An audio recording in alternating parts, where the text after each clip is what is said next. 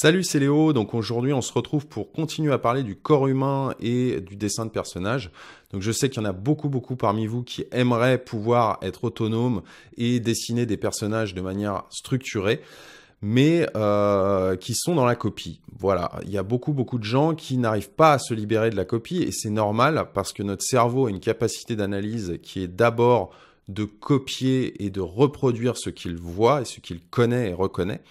Donc, la copie, c'est quelque chose de naturel. Et pour s'en séparer, eh bien, il faut des structures, il faut des bases solides.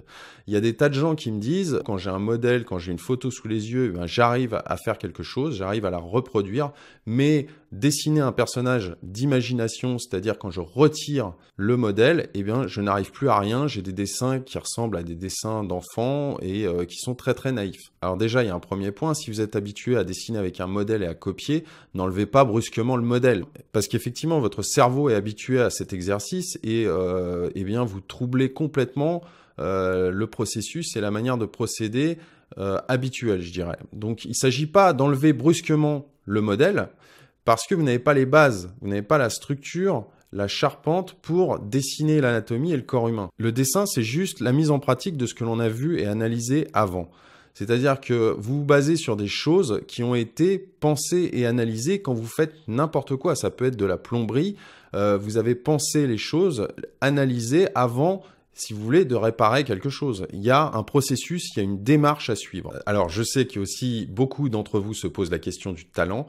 Alors, il faudrait se débarrasser une bonne fois pour toutes de la notion de talent. Je vous en supplie, c'est quelque chose qui vous bloque, c'est quelque chose qui vous empêchera même de progresser. On s'en fiche d'avoir du talent. C'est-à-dire que c'est bien d'en avoir, mais c'est quelque chose d'inné, c'est un don. Si je prends l'exemple du piano, par exemple, je prends des cours de piano 1 heure par semaine. Et je me dis, mais mon prof de piano, c'est formidable, j'ai pas son talent, j'arriverai jamais à son niveau. En réalité, votre prof de piano a peut-être 25 à 30 années de piano derrière lui. Il est évident en jouant même 2-3 heures par semaine de piano, c'est très difficile d'avoir son niveau. Mais posez-vous la question, est-ce que votre prof de piano a le même talent que Beethoven, par exemple? Sûrement pas. Il a beaucoup travaillé et il a un très bon niveau en piano. Malheureusement ou heureusement, le talent, ça concerne 5% des gens et encore.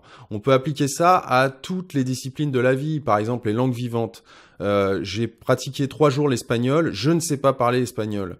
Ça n'a rien à voir avec le talent, c'est juste que j'ai pas pratiqué l'espagnol. Donc débarrassez-vous une bonne fois pour toutes de cette notion d'avoir du talent et de ne pas en avoir. C'est un truc qui vous bloque.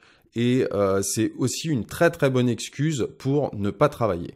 Donc il n'y a pas de secret, il n'y a pas de miracle. Avant tout, c'est du travail, de la discipline.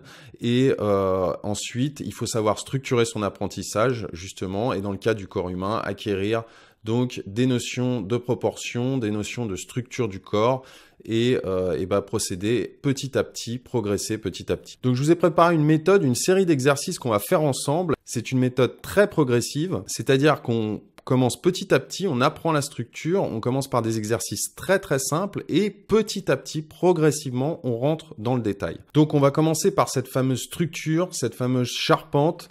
De manière ultra simplifiée, on va commencer à construire un corps humain et à comprendre comment il se construit. C'est vraiment les notions hyper fondamentales. Donc l'idée, c'est qu'à la fin du premier module et même à la fin des premiers exercices, vous soyez capable de dessiner un personnage proportionné et juste. Ça va pas être du Michel-Ange, mais vous serez juste dans les proportions, dans la structure et vous aurez compris comment structurer votre personnage. C'est vraiment super important d'acquérir ces bases. Et vous allez voir que même dès le premier module, on va s'intéresser à la dynamique aussi, au dynamisme. Je vais vous donner des techniques notamment utilisées pour des gens qui font de l'animation, du dessin animé, des illustrateurs pros, pour justement dessiner une structure, avoir une gestuelle, une attitude très rapidement. Alors une fois qu'on a cette base et une fois qu'on a cette structure, dans le module 2, on va s'intéresser à l'enveloppe corporelle, c'est-à-dire qu'on va poser du volume et des muscles à notre personnage. On va étudier toutes les attitudes, c'est-à-dire de dos, de face, de profil, toutes les vues du corps. Et ça va être aussi très progressif, c'est-à-dire qu'on va commencer par vraiment des choses hyper basiques.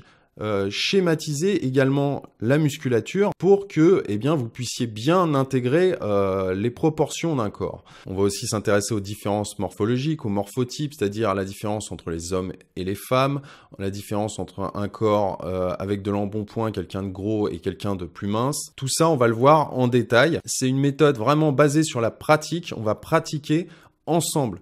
C'est une méthode où je vais vous guider énormément. Vous n'aurez qu'à faire les exercices que je viens de refaire. Vous mettez la vidéo en pause et on le fait ensemble, quasiment en simultané. L'idée de ce module 2, c'est encore une fois de se simplifier au maximum l'anatomie humaine et de ne le pratiquer comme un dessinateur et non pas comme un scientifique ou comme si vous étiez en études de médecine. On va également zoomer sur des parties importantes du corps, le visage, les mains, les pieds, pour que vous ayez les notions essentielles. Mais on va quand même s'intéresser globalement au personnage. Et dans le module 3, enfin, on va se servir de ce qu'on a appris pour dessiner en 3D ce fameux dessin dans l'espace et en perspective. Donc, on va déjà étudier quelques notions fondamentales de perspective. Je ne vais pas vous laisser, si vous n'avez jamais fait de perspective, ne vous inquiétez pas, je vais quand même vous guider là-dessus. Et puis, ces bases de perspective vont vous servir ensuite à dessiner différentes vues du corps, la vue en plongée, la vue en contre-plongée.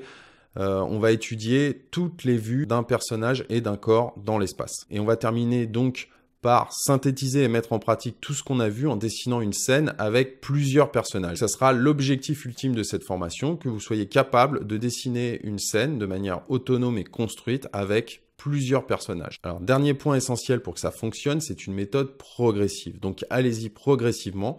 Ne commencez pas par le module 3, ça ne marchera pas. Respectez l'ordre des exercices. On commence par du très très simple pour progressivement entrer dans le détail. Et bien entendu, passez pas à l'exercice suivant si vous n'avez pas bien assimilé les notions du précédent. C'est très très très important. Ne brûlez pas les étapes. Voilà, vous savez tout. Donc, pour les gens qui sont intéressés par cette formation, elle sera en ligne jeudi, mais vous pouvez réserver votre accès directement dans l'espace client. Je vous conseille de le faire dès maintenant en pré-vente parce que vous bénéficiez du meilleur tarif aujourd'hui et jusqu'à jeudi. Voilà, jeudi, je vous montrerai donc quelques petites techniques liées au corps humain encore puisqu'on continue avec cette thématique. D'ici là, je vous dis à très bientôt. Salut!